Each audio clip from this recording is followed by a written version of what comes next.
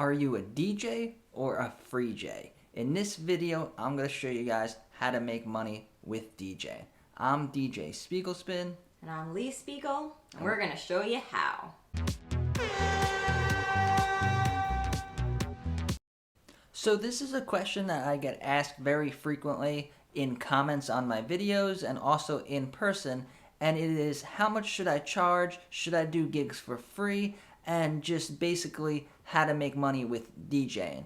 Now, one thing that I want to cover is not every DJ has to go out and do gigs and make money, just like not everybody that shoots basketball hoops in their driveway is going to be a professional basketball player. So if you just like DJing at home or DJing with your friends and having a good time and using DJ Pro and just messing around, and it's something that you do for a hobby, like instead of playing video games or something like that, then that's completely fine. But if you are trying to do this as a career or a side hustle, there are some things that'll help you in the long run. Now, the first one is when you first start DJing, your first gigs are probably going to be your friends and your family. And a lot of the times, they might try to get you to DJ for free because they say, oh, you're always DJing at the house anyway, and the party's only for 4 hours, so just come DJ for the 4 hours and it'll be fun, and we're not going to pay you. Now, this is an issue because number one, it'll ruin your confidence as a DJ. When you charge and you make even a little bit of money for DJing, it'll increase your confidence and make you feel like a real professional DJ. And doing gigs for free is really not good for your confidence. And then also, what a lot of people don't understand with DJing is it's not just the 4 hours of work that you're doing at the party. You have to prepare your playlist. You have to buy the equipment. You have to pack all the equipment into your car, set it all up, tear it down, and it could be a lot of work.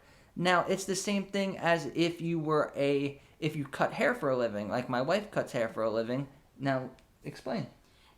Okay, here's another perspective. I cut hair and color hair, and basically I have a friend who does massages. She's a professional massage therapist. So we would exchange, like I would color her hair, and then she would give me a massage for free, because it's about even of a trade.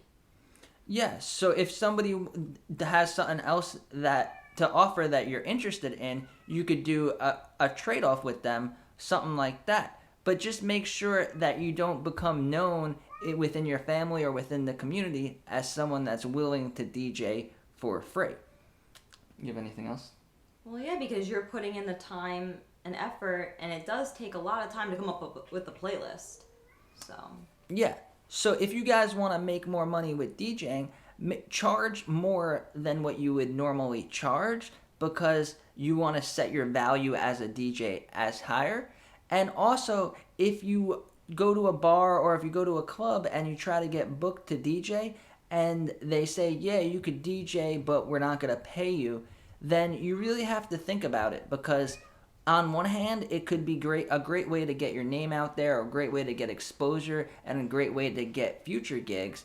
But it could also just be you DJing for free with no benefits to yourself at all. So you have to be really careful and then make sure that if you take one of these free gigs, that it is going to benefit you in the future. There's going to be a lot of exposure and you're really going to get your name out there. Now, also another thing that I've done is think out of the box because there's going to be a lot of competitions at the clubs, at the bars of people trying to DJ, and you have to think of ways to kind of be entrepreneurial with your DJing. So one thing that I did was I went to yoga studios and I told them that I would play relaxing yoga music, and this was something that no other DJ I don't think has ever tried. And it worked pretty well. I got to go there. I sat on the floor. I set up my equipment.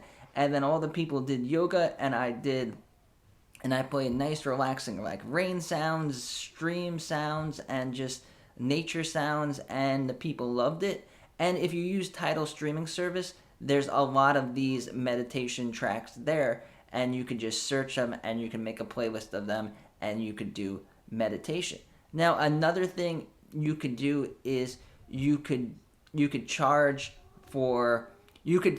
at a bar but you could say that you'll DJ for free, but you want to get a percentage of the drink sales. So let's say you have a big following and you can bring like 50 or 100 people or even 25 people to this specific bar on like a Tuesday or a Wednesday when it normally would be a little slower. And even though you're not getting paid directly per hour or per the time of the party, but you could get paid per percentage of the extra drink sales. Now, I've seen DJs make way more money than charging for parties doing it this method, and it's a really good method to get the best of both worlds. So the bar's getting more business than they would normally get, and then you're getting paid with the drink revenue at the end of the night. Yeah, it's a win-win. Yeah. So, but this one, it might not work if you're a very new DJ and you don't have that much following. But if you have a large social media following or a large following in the local area, then this is a great way to increase your revenue as a DJ. Now, another thing is think of other ways. Most people think of a DJ as the DJ on the stage at the club or at a festival or something like that. But there's plenty of other types of DJs. Now, some wedding DJs could make more money in a weekend than a club DJ could make doing club gigs all year. So keep that in mind, and if that's something you want to get into, it's going to take a lot more professional equipment and a lot more planning and marketing, but going the wedding route is a great way to make a full-time living as a DJ. Now, another thing that you could do is, since after COVID and less people are going out and stuff like that, and more people are watching DJs online, you could use this to your advantage. Now, one thing that I do is this YouTube channel. So I teach people how to DJ and I talk about DJing, and I receive ad revenue from YouTube and then also affiliate products on controllers and headphones and stuff that I recommend. Now, this is a different type of income. This is passive income. So if somebody pays you $500 to do a gig on a Friday night, you make that $500 and that's it. But if you make a video that does very well, you can make money every single month for basically forever. So this is passive income, and you do the work once. So instead of getting paid $100 to DJ for 1 hour, you could get paid $100 a month for one video every single month, month after month, month after month.